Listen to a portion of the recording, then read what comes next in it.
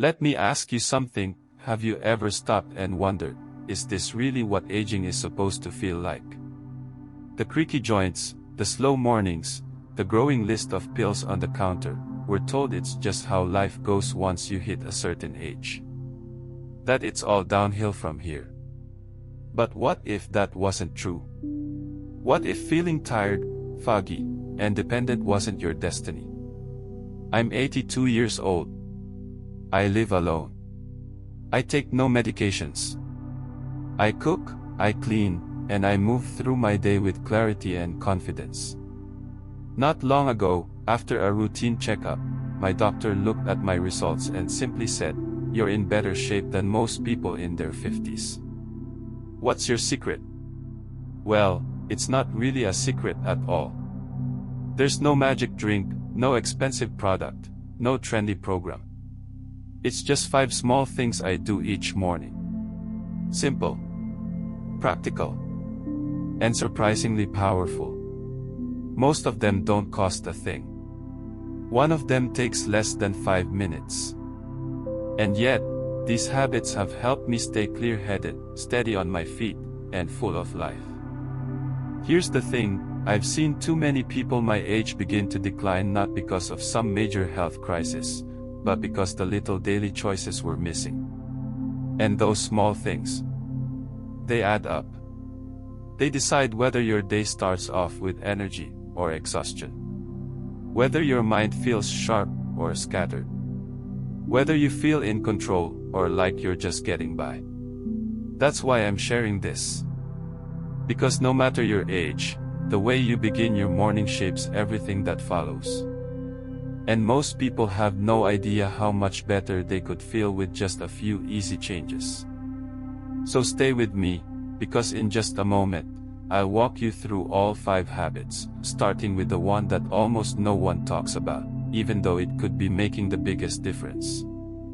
But before we get into it, may I ask a small favor? If staying strong, independent, and mentally sharp matters to you, please go ahead and tap that subscribe button.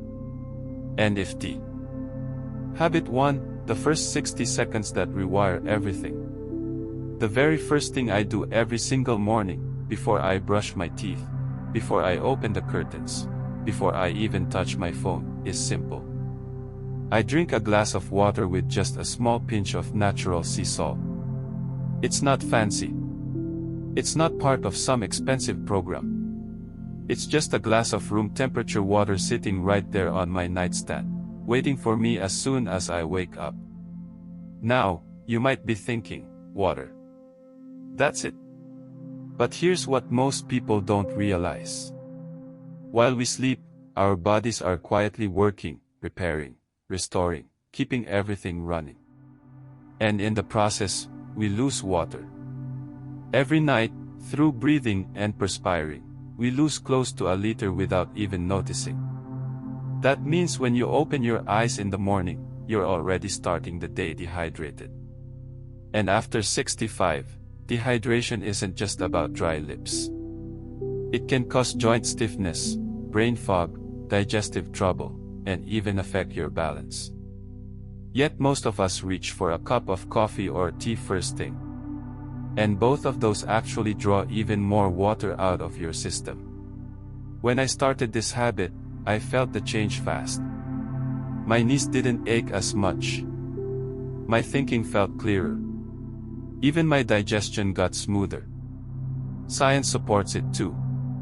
A study from Johns Hopkins found that even mild dehydration in older adults can drop brain function by nearly 30%. The secret ingredient: natural sea salt, not regular table salt. Just a pinch adds important minerals like magnesium and potassium, nutrients your cells need to absorb the water instead of flushing it away. It's such a small act. Takes less than a minute. But it sets my whole body on the right path. A quiet thank you to your system before the day begins. Try it tonight, pour a glass, add a pinch of real salt, and place it by your bed. Tomorrow morning, let that be the first thing your body receives. It's one of the easiest ways to begin reclaiming energy, clarity, Habit 2, morning light reset. Right after I drink my water, I step outside. That's it. No walking. No chores. Just 10 to 15 quiet minutes in the morning light. Why? Because your body has a built-in clock, your circadian rhythm, and it needs light to stay on time. That rhythm controls your sleep, energy, digestion, mood, and even memory. Morning sunlight tells your brain, it's time to wake up. And without it, everything can feel a little off. Most people don't know this, but missing morning light can raise your risk of depression by up to 70%. Since I began this habit, I sleep more soundly, feel calmer during the day, and even my digestion has improved. And the best part? It's completely free. No pills, no equipment, just you and the light of a new day. Try it tomorrow. Step outside. Let the day greet you. Habit 3, the 4-minute fire starter. I believe your brain needs a little warm-up, just like your body. So each morning, I give mine exactly 4 minutes of attention. It's quick but powerful. Here's what I do. I solve a simple math problem in my head. Then I bring up a vivid memory, something joyful or meaningful. I review 4 new words I've written down recently. And finally, I picture my day ahead, how I want it to feel. That's it. It may not sound like much, but this little ritual keeps my thinking sharp and my mood grounded. Harvard research shows this kind of mental exercise can boost your brain's ability to grow and adapt by up to 37%. That's huge. I don't just do this to stay alert. I do it to stay independent. Because when your mind stays clear, so does your confidence. Habit 4, gentle mobility, not old school stretching. For years, I thought stretching was the key to feeling better in the morning. But traditional stretches, the kind we did in our 40s and 50s, just didn't feel right anymore. They left me sore, even more stiff, and sometimes worse off than when I started. That's when I discovered gentle mobility. Instead of pushing or straining, I now do a 7-minute seated routine every morning. It starts simply. I roll my shoulders, circle my ankles, gently rock my hips side to side, and rotate my spine just a little. No floor work. No bending over backward. Just small, careful movements. I like to think of it as a conversation with my body, checking in, waking up together, and moving with care. After just 2 weeks, I let go of the walker I'd relied on. By week 4, I was driving again. And more than anything, I stopped fearing my own body. Mobility gave me back my confidence. Habit 5, a breakfast that builds strength. If you're over 70 and still skipping protein at breakfast, I want to gently warn you. You could be losing muscle without even knowing it. After 65, our muscles naturally start to shrink unless we do something to stop it. And the best time to protect those muscles? Right at the start of your day. A major study from Tufts University found that seniors who eat protein at breakfast keep more lean muscle than those who wait until dinner. That first meal matters more than you think. So I treat my breakfast like a muscle meal. I aim for at least 25 grams of protein every morning.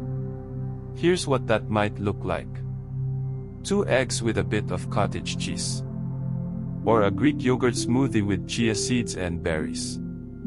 Or if I'm in a hurry, a ready-made protein shake. It's simple, but it works. Protein helps with energy, mood, blood sugar, and of course, strength. At 82, I still carry my own groceries, cook my own meals, and climb stairs without help. Not to prove anything, but because I still can. And this habit plays a big part in that. You still have time. These 5 habits may sound small, but they've changed everything for me. I didn't start them all at once. I was slow, stiff, and tired, just like many others. But little by little, my mornings helped me feel like myself again. The problem isn't aging. It's feeling disconnected from your body, your routines, your purpose. You still have time. Whether you're 60, 70, 80 or beyond, it's not too late. So tell me in the comments, which habit will you try first? If you're already doing one, share your story, you might inspire someone else. And if you haven't yet, please subscribe. More real, simple, science-backed tips are on the way. Take a deep breath. Start small. And choose yourself. I'll see you next time, my friend. Stay strong, stay curious, and most of all, be kind to yourself.